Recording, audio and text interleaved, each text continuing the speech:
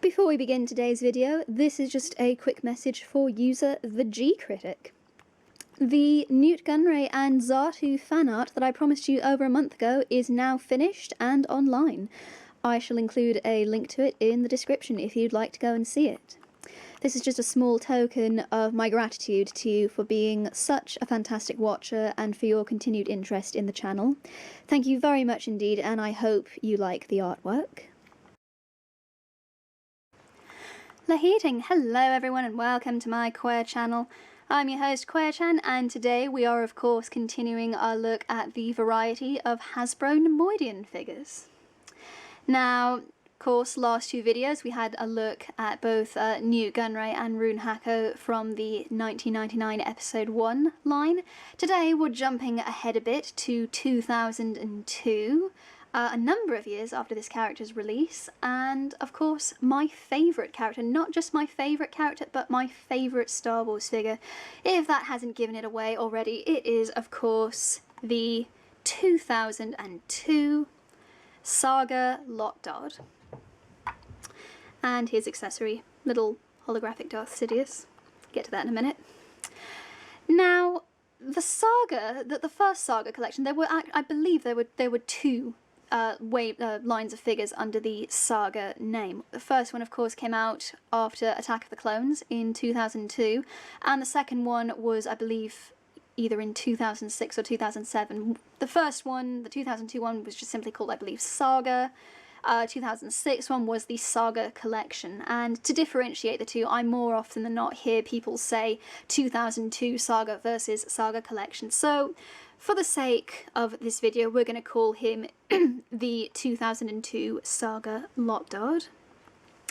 Now, the 2002 Saga line, I think I mentioned in my last video, had a huge number of figures separated in about 3 or 4 different waves. I believe spanning from about 2002 to sort of late 2003 to early 2004-ish. And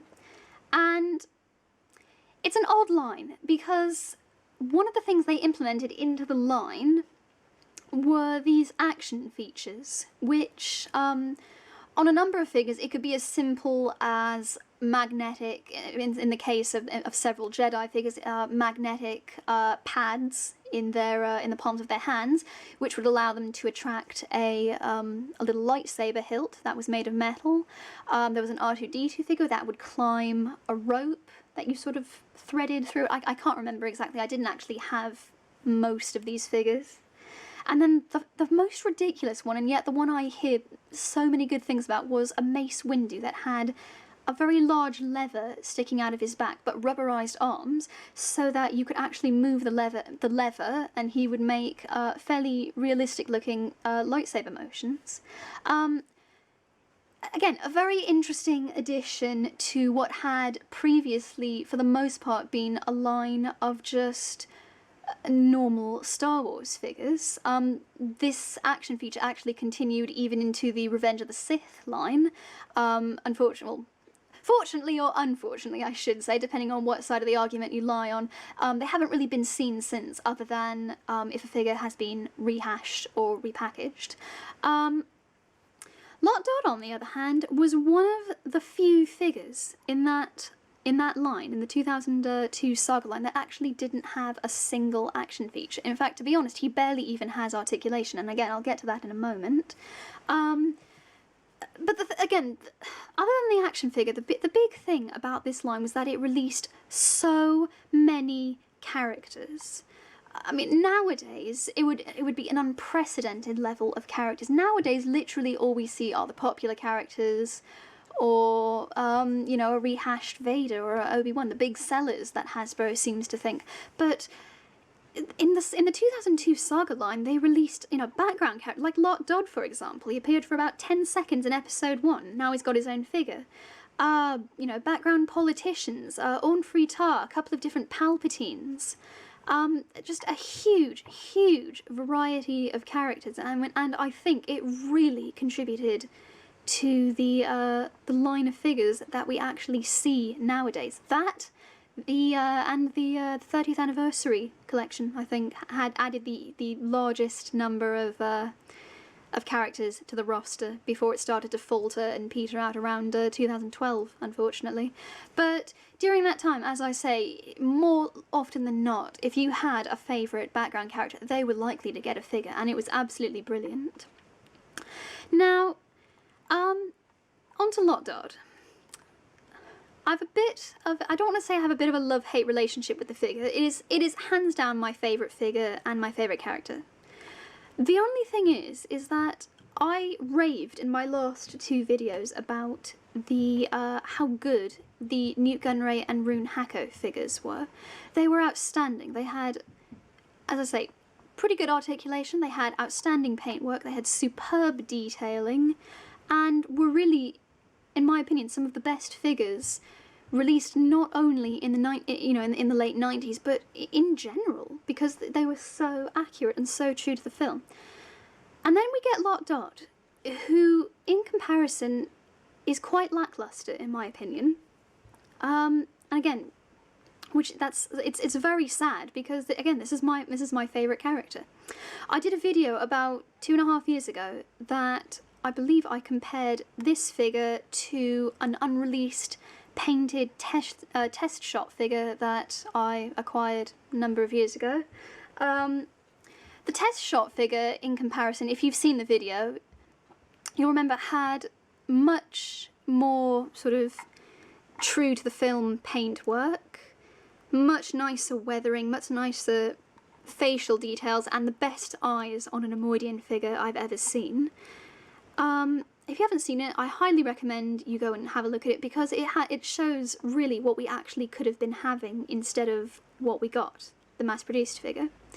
In comparison, if you look closely at the face, I mean, the sculpting on the face is outstanding. It's Lott Dod through and through. The sculpting is perfect. The weathering is non-existent. It is literally, I can't really tell if you can see it, through the camera or not, but the weathering is literally a spray paint blast to the face. The eyes, rather than being those amazing, golden eyes that we saw on Nute Gunray and Rune Hako, are just a very dull olive colour with almost no detailing, and you can barely even see the pupils. The pupils, rather than being painted in a a black colour which would stand out, have become red, and it just blends in, and I think it just gives him very empty eyes compared to the other 2 figures. And again, compared to the test shop figure, which again was in my other video, again, it had the most beautifully painted eyes, and at the very least, something which would have made this figure so much better would have been painted eyes.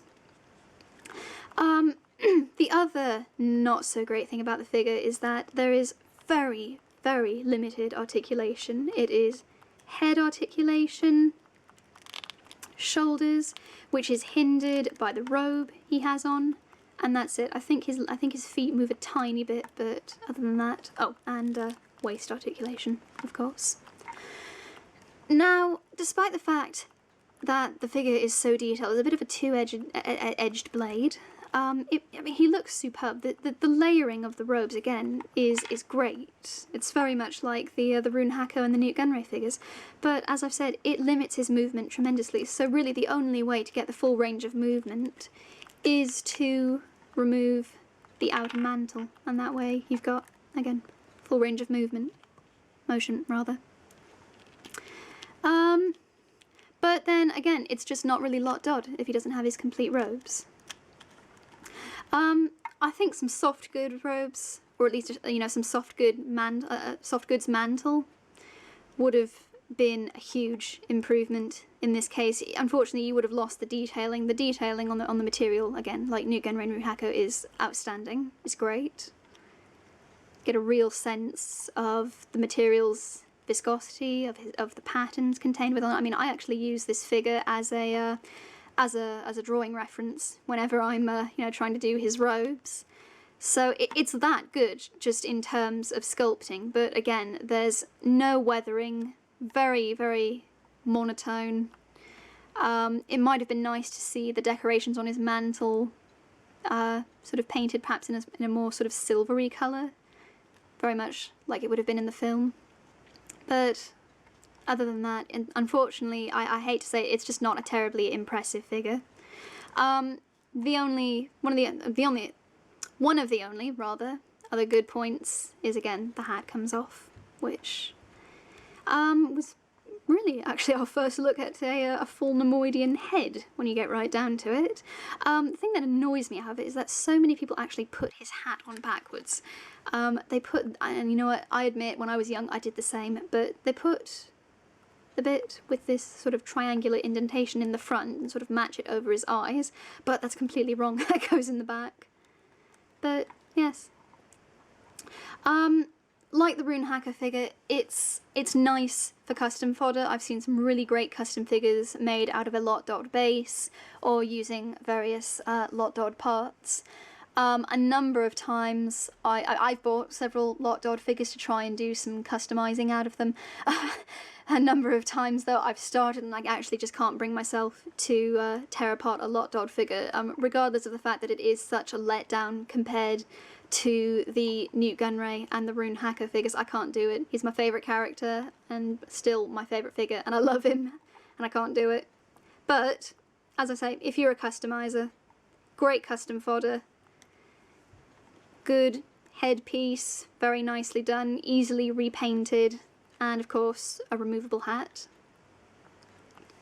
And again, the only accessory it really comes with is a hologram of Darth Sidious, which we never saw him with. So very strange choice of accessory, although in all fairness it would have made a lot more sense than just sticking him in with a blaster or something. So that's the 2002 Saga Lott Dod. Again, I wish I had more nice things to say about the figure. Just from personal preference alone, it's my favourite. He's my favourite character, and at this point in time, when we're seeing about 157 Darth Vaders released every minute, I'm just happy that I've actually got a figure of my favourite character, and that they went ahead and sculpted him, you know, before sort of starting to rely on the so-called big selling characters. So yes, it's a nice way to sort of to round out the big three, you know, Newt Gunray, Rune Hacker, Lott Dod. But I would say that unless you're trying to put together a Senate scene or actually round out a collection of Neimoidians, that it's not really a figure that you should, or that you really need to have in your collection, simply because, again, it's so much of a letdown compared to the Newt Gunray and Rune Hacker figures. He's just not as aesthetically pleasing as the other two, at least from an objective level. From a subjective level, I could go on and on and on about him, but from an objective level, yes, he's just not a terribly impressive figure. So, but at the same time, he is an easy to find figure and a very cheap figure at that. So if you are looking to complete a collection or even just purchase some custom fodder, eBay is your friend. Plenty of examples on eBay, and again, one of those figures that is less popular. I believe he was a bit of a peg warmer when he was first released. So yes, quite easy to find and very cheap to find on eBay. So that's it for the Lott Dod figure. Thank you very much indeed for watching. Hit like, hit subscribe, hit share. Keep an eye out for more videos from the Hasbro Neimoidian collection. I've been Quair-chan, you've been amazing. Thank you for watching, and may the Force and Neimoidians be with you.